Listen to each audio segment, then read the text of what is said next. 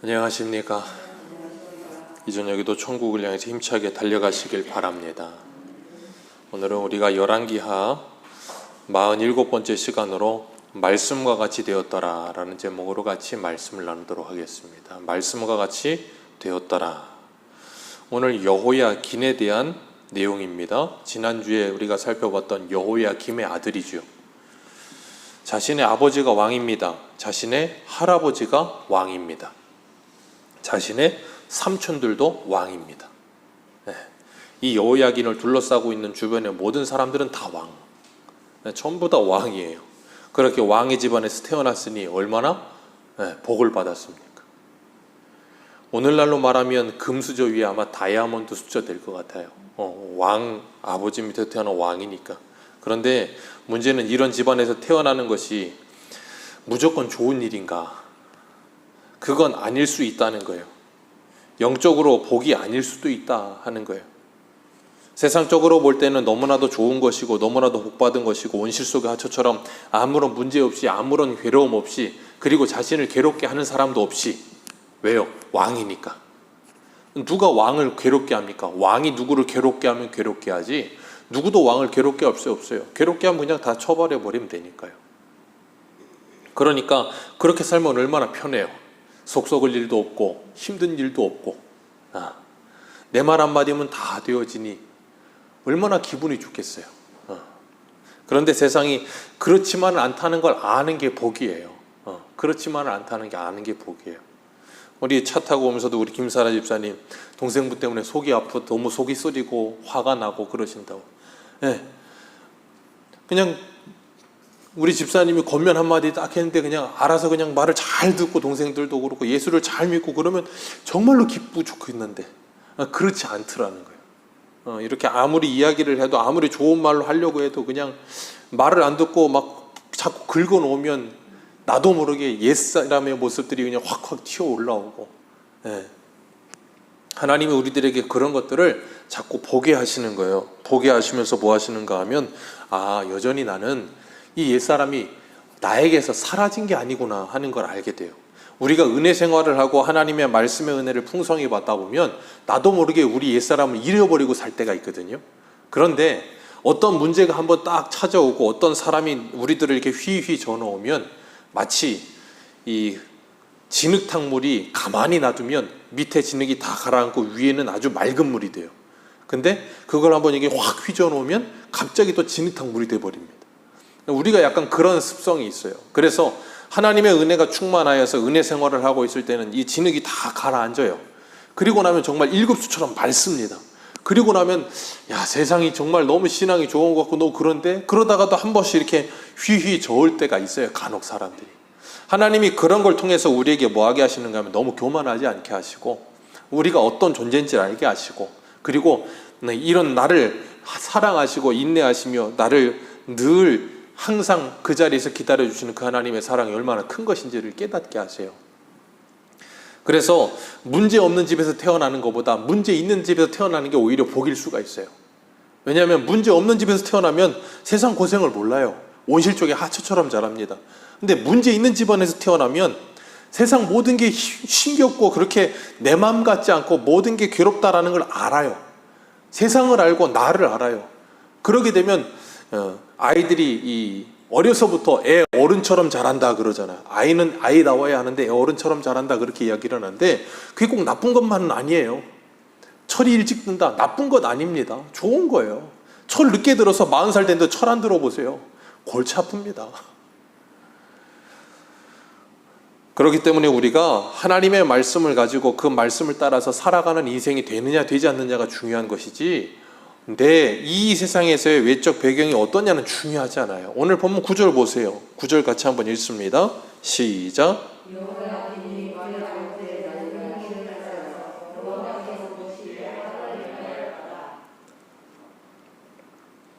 이게 뭐 복받은 인생이에요.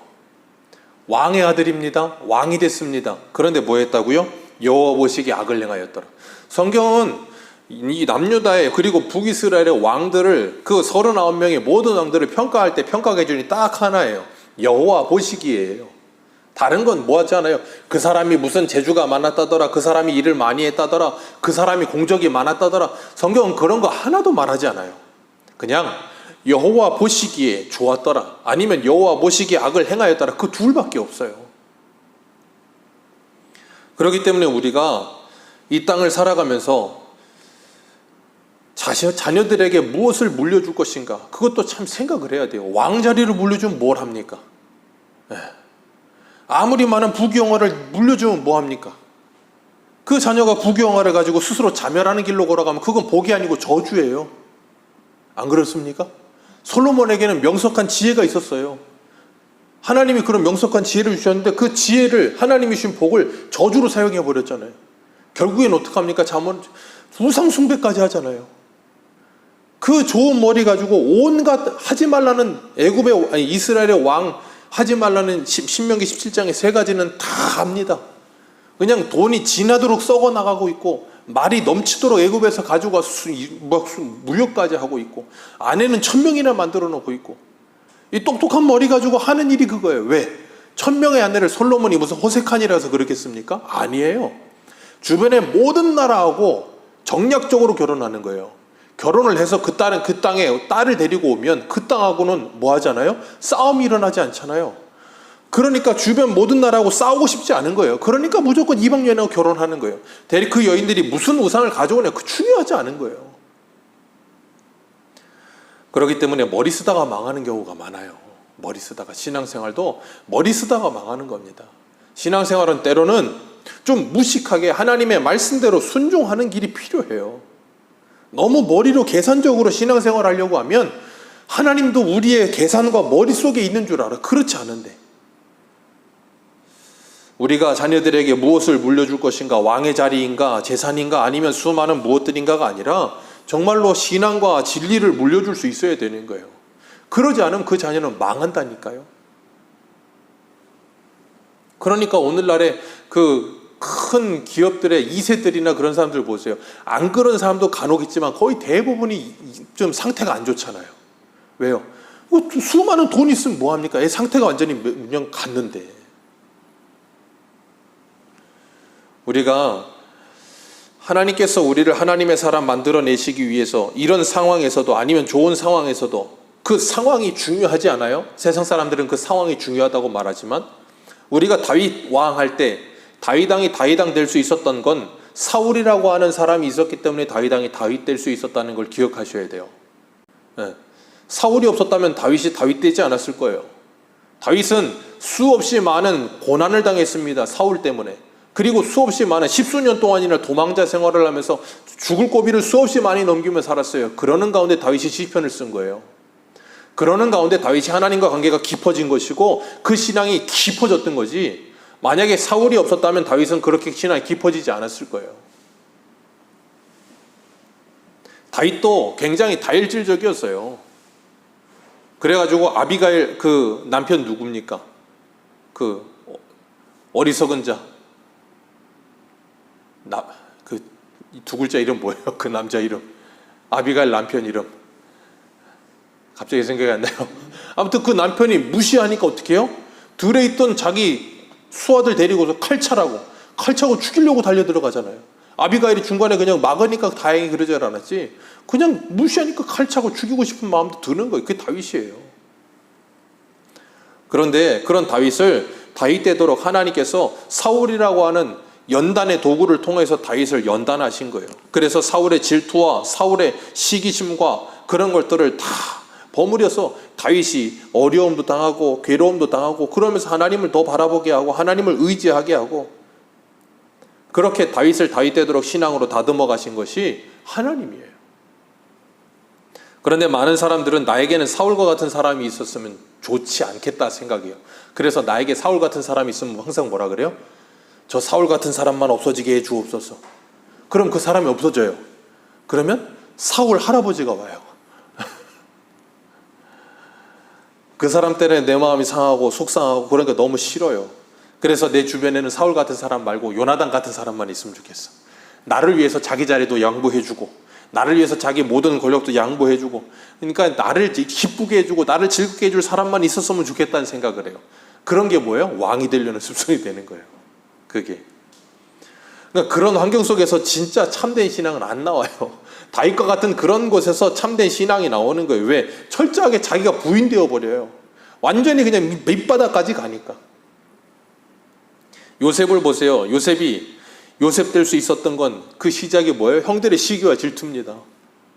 형들의 시기와 질투에 요셉을 팔아버려요. 보디발의 아내의 모함으로 감옥에까지 끌려가요. 근데 시편 105편에 뭐라 그래요? 17절 19절 그가 한 사람을 앞서 보내셨으며 요셉이 종으로 팔렸도다. 그의 발은 착고를 차고 그의 몸은 쇠사슬에 매였으니 곧 여호와의 말씀이 응할 때까지라. 그의 말씀이 그를 단련하였도다. 여기서 중요한 것 여호와의 말씀이 응할 때까지. 오늘 13절 같이 한번 볼까요? 같이 읽습니다. 시작.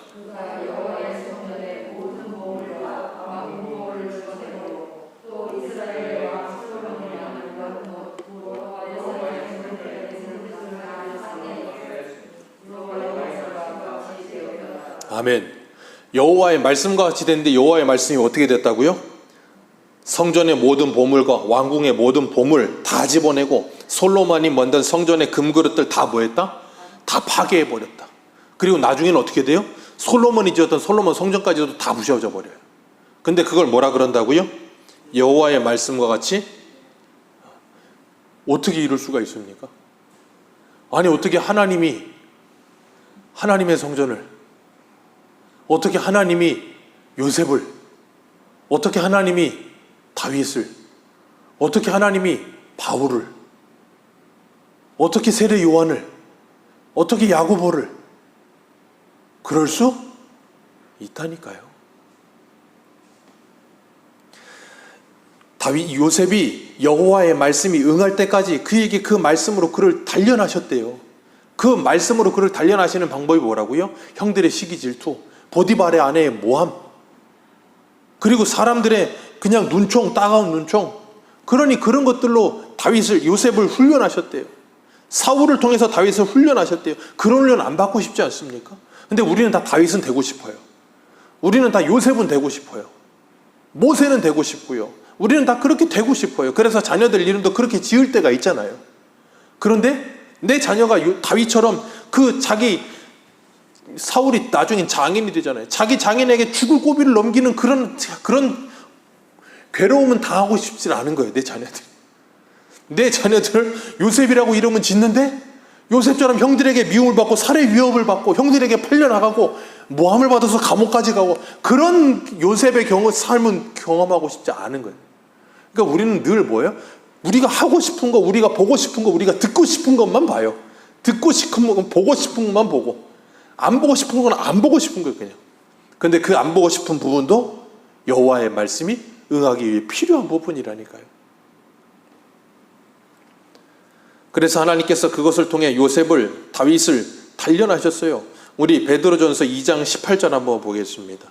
베드로전서 2장 18절. 베드로전서 2장 18절.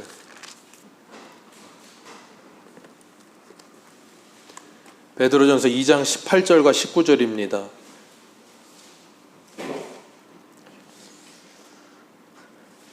베드로전서 2장 18절부터 21절까지 우리 읽겠습니다. 시작.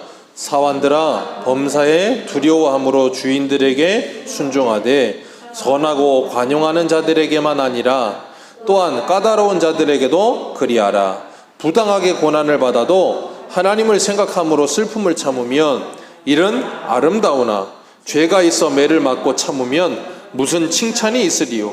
그러나 선을 행함으로 고난을 받고 참으면 이는 하나님 앞에 아름다우니라.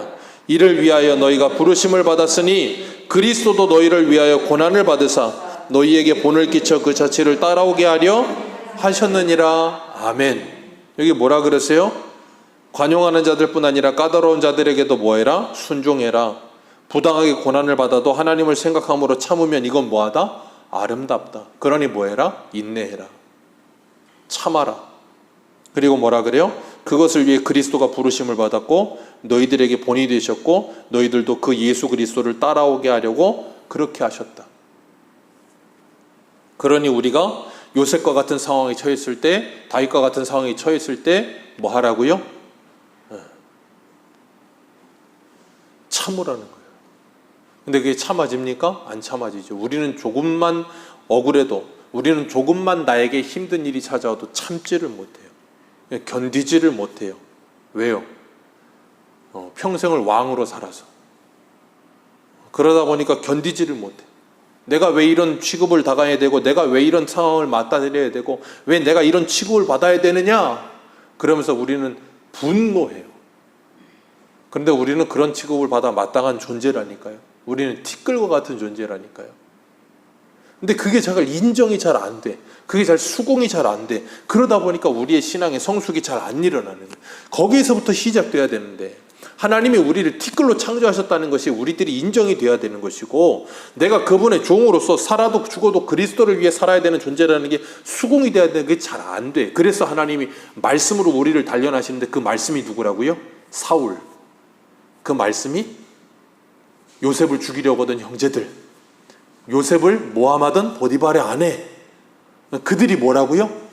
하나님이 우리를 단련하시는 하나님의 말씀. 인정이 되십니까? 이게 잘 인정이 잘 안 돼, 이게 잘 인정이 안 되는 거예요. 그러니까 우리는 이 성경은 읽겠는데, 얼마든지 성경 읽읍시다, 일독합시다 그러면 이 성경은 얼마든지 읽겠는데, 하나님이 나를 단련하시기 위해 주신 나의 주변 속에 있는 실제적인 말씀들은 인정이 잘 안 돼요. 인정이 잘 안 되니까 뭐예요? 그들과 자꾸 싸우고 다투고 그러는 거예요. 그러니까 뭐예요? 내가 하나님의 말씀으로 연단이 안 되고 훈련이 안 되는 거예요. 인정이 안 되니까 그게. 그래서 예전에 사무엘 상인과 하 강해할 때 그랬잖아요. 우리를 괴롭게 하는 사람들이 보일 때 뭐 하라고요? 너도 참 수고가 많다. 너도 참 수고가 많다. 왜요? 나 때문에 네가 참 수고가 많다. 그럴 수 있어야 되는 것이고, 그 사람을 통해 하나님이 나를 지금 말씀으로 훈련하시는구나 하고 감사하는 마음이 들어야 되는 거예요, 하나님께. 근데 우리는 그게 잘 안 들어요. 왜? 지금 내가 당장 억울하고, 지금 내가 당장 힘들고, 지금 당장 힘드니까. 없었으면 좋겠고, 주변에 그런 사람이 찾아오지 않았으면 좋겠고, 그러면서도 우리는 다윗은 되고 싶고, 요셉은 되고 싶고, 바울은 되고 싶고, 참 욕심쟁이죠. 근데 하나님은 그렇게 하지 않으세요. 하나님의 말씀을 읽게 하시고, 계시록 11장인가요? 에스겔에게 하셨던 말씀, 똑같은 말씀 하셔요. 너는 이 책의 말씀을 가져다가 먹어버려라. 내 입에서는 달 것이요, 내 속에서는 뭐 할 것이냐? 쓸 것이니라. 이 말씀을 입에서 먹을 때 다니까 이 말씀을 먹기는 먹어요. 근데 그 소화하는 게 쓰다는 것을 잘 인정하고 싶지 않은 거예요. 그게 우리들의 신앙의 딜레마인데, 하나님은 그 신앙의 딜레마를 끊임없는 시간 속에서, 공간 속에서, 우리의 상황과 환경 속에서 우리를 다듬어 가시면서 말씀의 사람을 만들어내시는 과정 속에 있는 거예요, 그게. 그래서 로마서 8장에는 뭐라 그래요, 사도 바울이? 합력하여 선을 이루어내시는 하나님.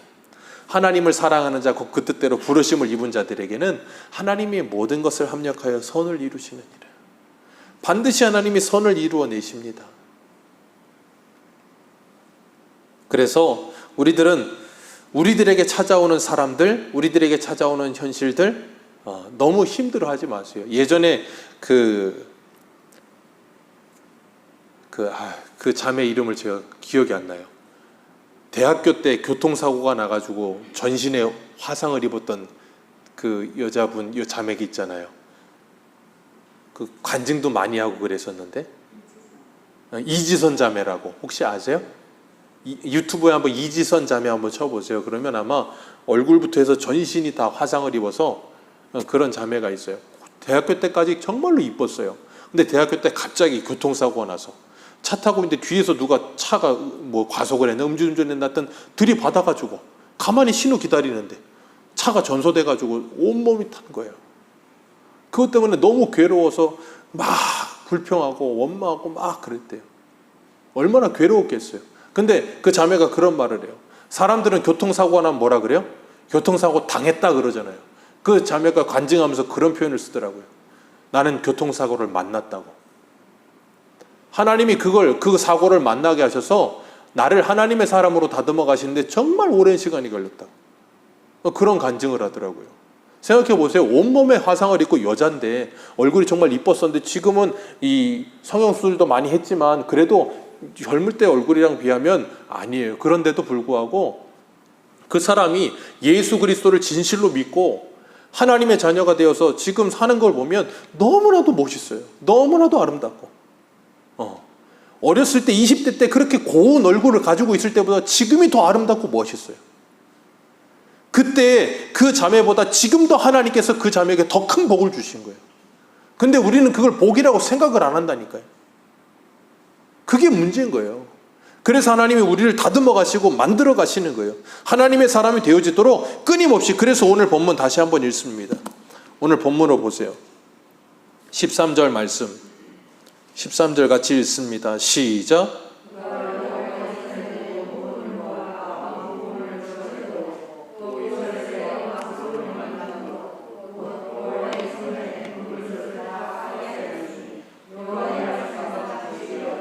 아멘. 다 파괴되는 게 여호와의 말씀처럼 되는 거라니까요. 왜요? 파괴되지 않으면 안 돼요. 답이 없어요. 더 이상 고칠 수가 없어요. 리모델링이 안 돼요. 그래서 재건축을 해요. 그래서 예레미야 1장을 보면 1장 10절에 하나님 뭐 하세요? 뽑으시고 파괴하시고 완전히 다 밀어버리신다. 그리고 다시 세우신다. 그렇게 말씀하세요. 예레미야에게. 왜요? 이스라엘이 지금 어떤 상태인데요? 이 지금 망해가고 있는 이 상황에서도 이스라엘은 솔로몬 성전 아직 안 망했으니까 하나님은 우리와 함께 하신다 그러고 있는 거예요. 여전히 지금 나라가 망해가고 있는데도 솔로몬 성전 안 무너졌으니까 괜찮다라는 생각 속에, 아니란 생각 속에 빠져 있으니까 하나님이 그 솔로몬 성전마저도 박살내버리셨어요. 그들의 그 잘못된 썩어 빠진 그 생각을 깨트려 버리시기 위해서 그걸 완전히 무너뜨려 버리신 거예요. 그리고 뭐라 그러셨어요? 하나님의 말씀과 같이 되었더라. 하나님의 말씀처럼 되는 게 복입니다. 하나님의 말씀이 이루어지는 게 형통이고 하나님의 말씀이 이루어지는 게 영광이에요. 그 하나님의 말씀이 저와 여러분들에게 이루어질 수만 있다면 요셉과 같은 상황을 만난다 할지라도, 다윗과 같은 상황을 만난다 할지라도, 바울과 같은 상황을 만난다 할지라도, 이지선 자매와 같은 상황을 만난다 할지라도 하나님의 말씀이 내 안에 이루어질 수만 있다면 그건 복이에요.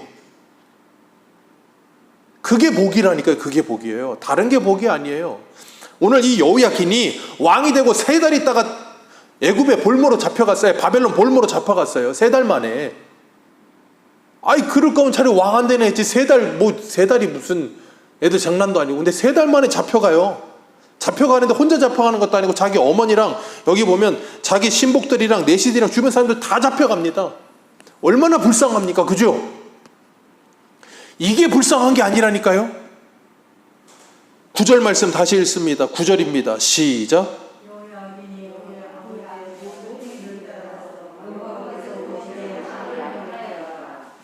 이게 불쌍한 거예요. 이게.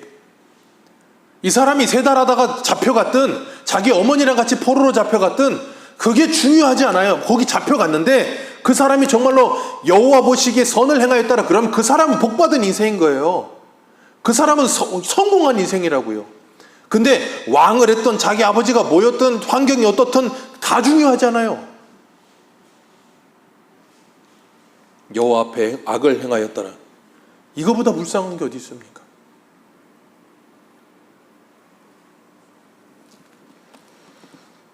우리가 믿음으로 살아간다는 게 뭔지, 우리가 하나님의 사람답게 산다는 것이 뭔지, 이 신앙의 눈을 뜨면, 영적인 눈을 뜨면 무엇이 성공이고 무엇이 성공이 아닌지에 대한 분명한 인식이 생기는 거예요.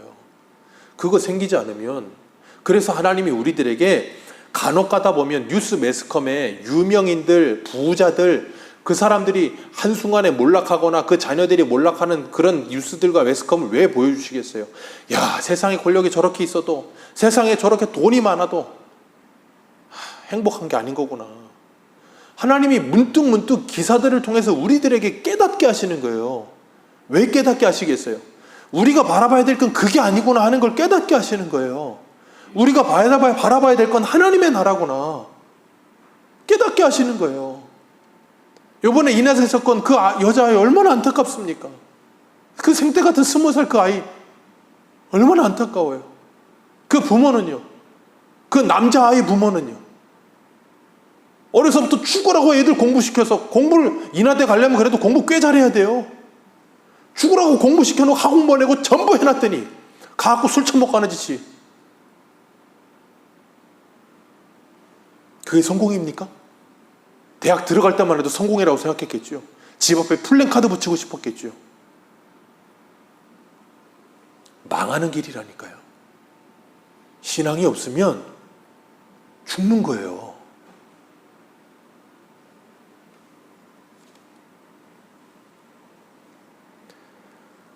하나님께서 우리들에게 무엇이 성공이고 무엇이 복인지를 분명히 알라고 말씀하시는 거예요. 우리는 우리 자녀들에게, 우리 자손들에게 무엇을, 우리 다음 세대들에게 무엇을 물려주시겠습니까? 뭘 물려주시겠어요? 부강한 나라? 아니면 발전한 나라? 아니요. 사람다움을 물려줄 수 있어야 돼요. 정직함을 물려줘야 되고, 참된 신앙을 물려줘야 되고, 너희들이 조금 무적하다 할지라도 진실되게 사는 것이 뭔지를 물려줘야 되고, 그래서 그 다음 세대들이 우리와 같은 참된 신앙을 가지고 참된 성도로 세워져서 살아가게끔 만들어주는 일이 가장 성공하는 일이에요. 그거 못하면 망하는 겁니다. 그렇기 때문에 우리가 잊지 말아야 될 것, 아무리 좋은 환경도, 아무리 좋은 상황도, 아무리 좋은 부모도 소용이 없어요. 내가 어릴 때 어떤 환경에 자랐냐? 중요하지 않아요. 어떤 사람들은 그 환경 탓하는 사람들이 있어요. 내가 어릴 때 환경이 안 좋아서 부모가 서포터를 못.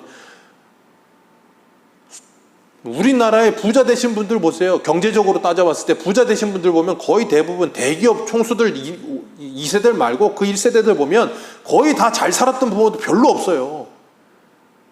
찢어지게 가난했는데 죽어라 성공한 거예요. 환경 탓했습니까? 그런 분들이 아니에요.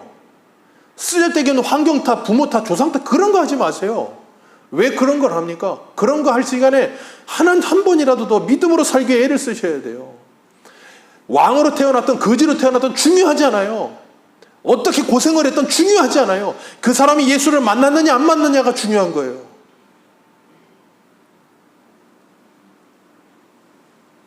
그 사람이 예수를 만났느냐 안 만났느냐.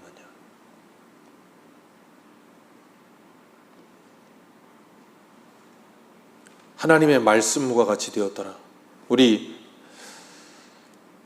이 유다의 왕들을 살펴보고 있는데 그 앞에 14대 왕이었던 13대 히스기야의 아들이 나오죠. 므낫세. 므낫세가 남유다에서 제일 오래 왕했습니다. 55년. 근데 그 므낫세의 인생이 딱 둘로 나누어져요. 바벨론에 끌려가기 전, 바벨론에 끌려가고 난 후. 왕의 아들로 태어나서 왕으로 살았어요. 부족한 것 없고 그냥 흥청망청 망나니 같이 살았습니다. 하나님이 그 므낫세를 바벨론에 잡아가 버리게 하셨어요. 바벨론에 잡혀가가지고 감옥에 끌려가고 나서 므낫세가 어떻게 변하는가 우리 한 군데 한번 봅니다. 역대하 33장입니다. 역대하 33장 한번 보세요. 역대하 33장 12절.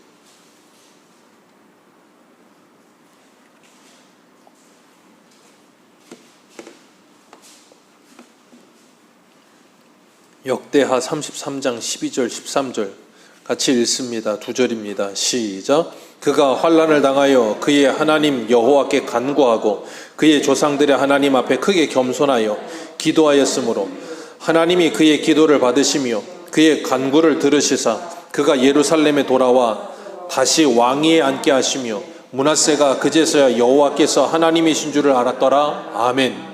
이게 므낫세가 받은 복이에요. 므낫세가 바벨론에 끌려갔다니까요. 왕으로 있다가. 그거보다 저주받은 인생이 어디 있습니까? 왕이었는데 노예가 됐고 그냥 끌려가 포로가 됐으니. 근데 오히려 그게 므낫세에게 뭐라고요? 전화위복. 므낫세에게는 오히려 복. 이게 복이에요. 이게. 평생을 망나니로 살았으면 그 인생은 지옥 갈 인생인데 하나님이 그를 바벨론이라는 풀무 속에 집어넣어가지고 막 휘휘 돌려서 그를 빨아내신 거예요. 그래서 그가 하나님이 누구신지를 알게 되는 거. 그 사람이 다시 왕으로 복귀하지 않아도 그 사람은 복받은 인생이라니까요. 성경은 우리들에게 일관되게 이 말씀하시는 거예요. 우리는 이 땅을 살아가면서 바벨론이라고 하는 그 풀무 속에 눈물 젖은 빵을 먹을 때면 고생한다고, 그 고생이 오히려 복이에요. 거기에서 하나님을 만나요. 거기서 하나님을 찾아요. 오늘 본문에 여호야긴도 왕으로 3개월 있다가 망해서 바벨론에 잡혀갔을 때 그가 거기서 망한 게 아니라 므낫세처럼 거기서 하나님을 만났다면, 거기서 하나님을 만났다면 그 인생은 뭐예요? 망한 인생이 아니라니까요. 성공한 인생이에요. 그래서 하나님이 나중에는 어떻게 하세요?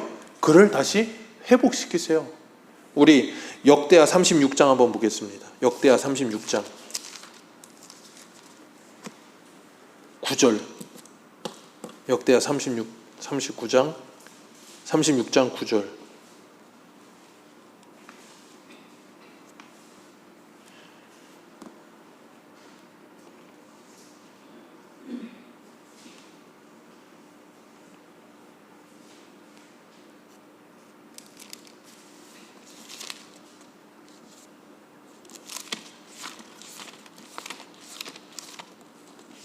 제가 잘못 적어놓은 것 같습니다. 죄송합니다.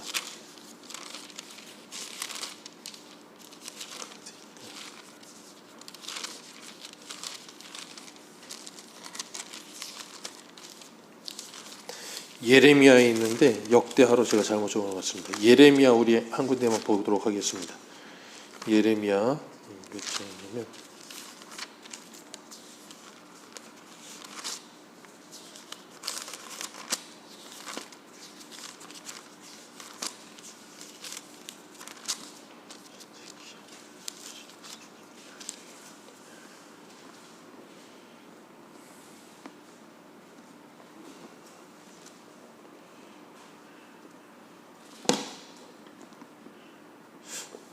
제가 지금 몇 장인지 기억이 안 나네요. 아무튼 하나님께서 이 여호야긴을 바벨론의 포로로 끌려가게 하셨는데, 포로로 끌려간 게 중요한 게 아니고 거기 있다가 거기서 죽지 않고 하나님이 그를 다시 회복시켜요. 그래서 바벨론 왕의 식탁에서 이 여호야긴이 계속 식사하며 왕자들처럼 같이 대우를 받게 하세요. 하나님께서 그에게 그것을 통해서 뭘 가르치셨겠어요? 하나님이 누구신지를 가르치시는 거예요. 므낫세와 같이. 그러니까 우리들이 때로는 우리의 인생 속에 바벨론을 만날 때 그것이 내 인생의 끝이라고 생각하지 마세요. 많은 사람들이 그렇게 생각해요. 그래서 거기에서 내 인생을 끝내는 사람들도 있고 내 인생은 안 되라고 생각하면서 자포자기하는 사람들도 있어요. 그러지 마세요. 우리의 인생은 깁니다. 하나님은 우리의 인생을 어떻게 바꿔놓으실지 몰라요. 므낫세도 그렇고 여호야긴도 그렇고 우리의 인생도 하나님이 바꿔놓으신다니까. 어떻게 해요? 하나님의 말씀이 응하게 하셔서, 하나님의 말씀이 이루어지게 하셔서 저와 여러분들을 하나님의 사람으로 만들어내실 거예요. 그렇기 때문에 우리가 그 하나님을 믿는다면 우리에게 찾아오는 바벨론과 같은 사람들, 우리를 괴롭게 하는 사람들, 우리를 힘들게 하는 사람들, 그들과 싸우기만 하면서 그들과 싸우면서 우리들이 자꾸 그냥 번아웃되는 인생을 사는 게 아니라 그들 위에 계시는 하나님을 바라보며 사는 거예요. 아, 하나님께서 나를 연단하시는구나. 하나님이 나를 지금 훈련하시는구나. 이런 사람을 만나게 하시고 저런 사람을 만나게 하셔서 하나님이 나를 하나님의 사람 만들어가고 계시는구나. 그러면서 하나님께 기도하는 거예요. 하나님 도와주옵소서. 내가 이런 현실 속에서 어떻게 믿음으로 살아야 될지 모르겠습니다. 하나님 저를 도와주옵소서. 그러면서 날마다 내가 벗겨지는 거예요. 내 옛사람이. 하나님이 그렇게 저와 여러분들을 빚어가신다니까요. 그래서 우리들로 하여금 참된 신앙이 무엇이고 참된 믿음이 무엇인지를 깨닫게 하시는 거예요. 아, 하나님이 내 안에 계셔야 그게 진정한 성전이고 그것이 진정한 행복이구나. 깨닫게 하시는 거예요. 그래서 하나님이 뭐 하세요? 다 깨트려 버리시는 거예요. 다 파괴하시는 거예요. 뭘 위해서? 하나님의 말씀을 이루시기 위해서. 우리 안에 하나님의 성전이어야 할 곳에 온갖 우상들이 가득하다면 하나님이 뭐 하신다고요? 다 깨트려 버리시는 거예요. 다 깨트려 버리셔서 우리 안에 하나님의 성전이 되어지도록 모든 우상을 다 무너뜨려 버리실 거예요. 그럴 때 너무 괴로워하지 마시기 바랍니다. 슬프고 괴롭고 분하기도 하고 때로는 억울하기도 하고 그런 감정이 우리에게 복합적으로 다 들어올 거예요. 그때 하나님의 말씀을 기억하세요. 하나님의 요셉도 하나님이 다윗도, 하나님이 바울도, 하나님이 하나님의 사람들 한 사람 빼놓지 않고 전부 다 그렇게 훈련하셨는데, 하나님이 나도 지금 훈련하시는구나. 하나님이 나도 지금 하나님의 사람 만들고 계시는구나. 그걸 먼저 한 번이라도 생각하시길 바랍니다. 그러면 우리 안에 분노가 가득한데 그 분노를 터뜨리지 않고 잠재울 수 있어요. 분노가 터지기 일보 직전에서 잠재울 수 있어요. 하나님이 그걸 막아주신다니까. 그리고 우리 안에 그냥 그 모든 억울함과 모든 것들이 풀어져요. 왜? 내 인생은 왜 그런가? 라는 그 답이 없어서 나오는 원망과 푸념이 안 생겨요. 아, 인생은 이런 거구나. 하나님이 이렇게 만들어 가시고 다듬어 가시는 거구나. 그게 그래서 하나님의 말씀을 통해서 내 인생에 해석이 돼야 억울하지 않아요. 안 그러면 억울하다니까요. 쟤는 저렇게 잘 살았는데 나는 이게 뭔가? 그거밖에 안 돼, 평생. 그러면 평생 원망밖에 없어요. 감사가 없어. 그런데 그게 아니고, 아, 쟤는 저렇게 잘 사는 인생이었고 저렇게 좋았는데 나는 이렇게 굴곡이 많았는데, 이렇게 굴곡이 많다 보니까 아, 내가 인생을 많이 알게 됐고 하나님에 대해 더 풍성히 알게 됐구나. 나는 뭐 한 거구나? 하나님이 이런 복을 주셨구나. 그래서 그 시 누구예요? 공평하신 하나님은 나 가진 재물 없으나, 그 찬양 불렀던 가사 쓴 분 계시잖아요. 그것처럼 소아마비든, 내 지금 몸은 소아마비지만 다른 사람들은 뭐 누리고 있는 게 많다고 말하겠지만 나는 그 사람들이 누리지 못하는 걸 하나님과 나와의 관계 속에서 누리고 있다는 거예요. 그게 뭐예요? 그게 복이에요. 그거 못 누리는 사람 얼마나 많습니까? 오늘날 장애를 가진 사람이 얼마나 많아요. 사지백체가 멀쩡한데 정신이 장애여가지고 사람들이 완전히 그냥 망가진 사람들이 얼마나 많습니까? 얼마나 많은지 몰라요. 뭐가 진짜 복인가? 뭐가 진짜 성공인가? 우리가 성경을 통해서 분명히 알지 못하면 예수 믿어도 나는 왜 이런가? 그거밖에 안 돼. 하나님 믿는데 나는 왜 인생이 안 피는가? 내 인생은 왜 형통이 없는가? 그런 말밖에 안 나오는 거예요. 진짜 형통, 진짜 행복, 진짜 복, 진짜 하나님이 우리에게 주시려는 것들, 그런 것들을 누리지를 못해. 하나님께서 오늘 새벽에도 이사야 66장에 그러셨어요. 우리 앞에 하나님의 나라를 항상 있게 하실 것이라. 저와 여러분들 앞에 하나님의 나라가 항상 있습니다. 그 하나님의 나라가 항상 있어요. 항상 있는 그 하나님의 나라를 누리라고 하셨어요. 그 하나님의 나라를 누리는 삶이 뭐예요? 먹는 것과 마시는 것이 아니요 성령 안에서 의와 평강과 희락이라. 그걸 위해서 양보하고 희생하고 조금 절제하고 그러면서 화평을 이루는 게 뭐라고요? 하나님의 나라. 가정에서도 내 주장만 하지 않고 다른 사람을 조금 배려할 수 있는 거, 조금 맞춰줄 수 있는 거, 진리가 아닌 문제에 있어서는 우리는 진리에는 너무 타협을 잘하고 진리가 아닌 쓸데없는 거에 너무 그렇게 고집을 부려. 그러지 마시고 정말 진리에서는 우리가 타협할 수 없지만 그 외에 모든 거에서는 양보하세요. 하나 만들기 위해, 화평하기 위해, 그러면서 그들에게 복음을 전하기 위해. 그러면서 하나님께서 우리를 다듬으실 것이고, 그렇게 하시면서 참아지지 않던 내가 참아지게 하셔서 다듬어 가실 거고, 그 사람을 다듬어 가실 거고. 그래서 하나님의 구원은 자타에 이루어져요. 나에게만 있지 않고 저 사람에게도 하나님의 구원이 되게 하세요. 그렇게 하나님께서 우리들을 우리의 상황과 현실과 모든 사람과의 관계 속에 넣어두시고 우리를 다듬어 가시면서 하나님만 의지하게 하시고 하나님을 바라보면서 그 모든 걸 이겨내고 하나님께 영광 돌리게 하실 줄 믿습니다. 그 하나님의 열심 속에 들어있는 우리가 참된 복된 인생임을 기억하시고, 억울할 때, 괴로울 때마다 하나님께 기도하고 말씀 의지하며 위로받으시고 새 힘 얻으시기를 축복합니다.